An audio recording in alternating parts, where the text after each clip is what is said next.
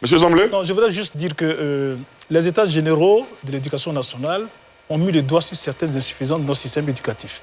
C'était que les contenus n'étaient pas conformes à nos réalités socioculturelles. Donc, il faut faire en sorte que les contenus, à partir de maintenant, comme réforme, puissent, n'est-ce pas, s'adosser à nos réalités socioculturelles. Il faut enseigner à l'enfant, d'abord, ce qui se passe chez lui. Il faut qu'il connaisse bien sa culture. Et au fur et à mesure, puisqu'on est dans un monde qui est globalisé, il va sortir, il va prendre des connaissances ailleurs. Dans la pratique, comment on apprend aux enfants à connaître leur culture? Mais c'est dans les programmes scolaires. Oui, quel type de programme, je veux dire? L'histoire générale de l'Afrique, par exemple. Ben voilà, Voilà. au moins, c'est ce qu'on veut entendre. L'histoire de la Côte d'Ivoire. C'est ce qu'on veut savoir. L'histoire de la Côte d'Ivoire, il faut apprendre aux enfants, par exemple, qui a été, par exemple, le chef du Saint-Oui, ou bien chez les Sénifo, par exemple, qui est chose. Parce que nous, on a appris l'histoire de Christophe Colomb, de Magellan. Exactement. Est-ce que ça a changé entre-temps? Ou bien on apprend des histoires contemporaines à l'international, mais aussi et surtout au niveau d'abord, il faut commencer chez nous d'abord. L'enfant doit être capable de s'imprégner de sa culture, de connaître son milieu avant de sortir. Mais comme je l'ai dit tantôt, nous sommes dans un monde globalisé. Il faut ouvrir, mais en s'enracinant dans sa culture. Et permettez-moi en même temps d'ouvrir une lucarne sur ce que ma collègue vient de dire tout à l'heure, concernant l'intelligence artificielle. Elle a si bien dit. Il faut faire en sorte, un peu comme les Japonais, on prend ce qui est bien en Occident, mais il faut savoir, n'est-ce pas, il faut savoir faire un remodelage pour garder sa culture et puis prendre ce qui est bien chez l'autre. Ici, l'intelligence artificielle, c'est vrai, elle l'a dit tout à l'heure. Mais c'est bien. On est dans un monde globalisé. L'enfant ne peut pas être étranger à l'intelligence artificielle. Mais alors, il faudrait-il qu'il sache ce qui est bien et ce qui n'est pas bien. Il faut qu'il apprenne d'abord à réfléchir par lui-même.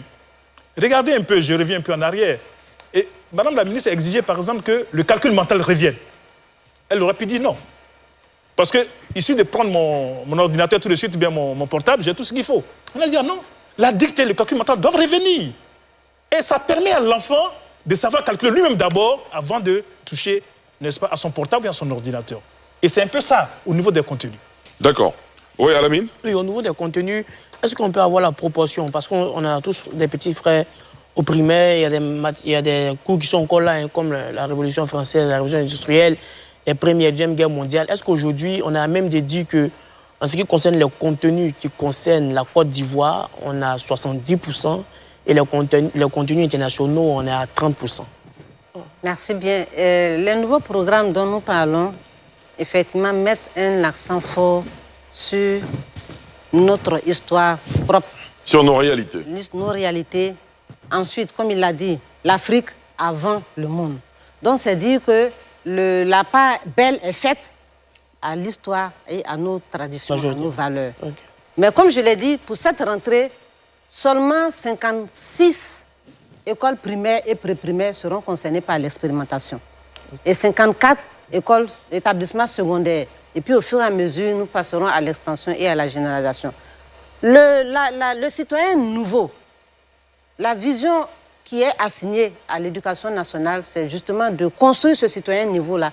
Et ce citoyen nouveau doit d'abord être enraciné dans ses propres valeurs, dans sa propre culture, avant d'être ouvert au monde.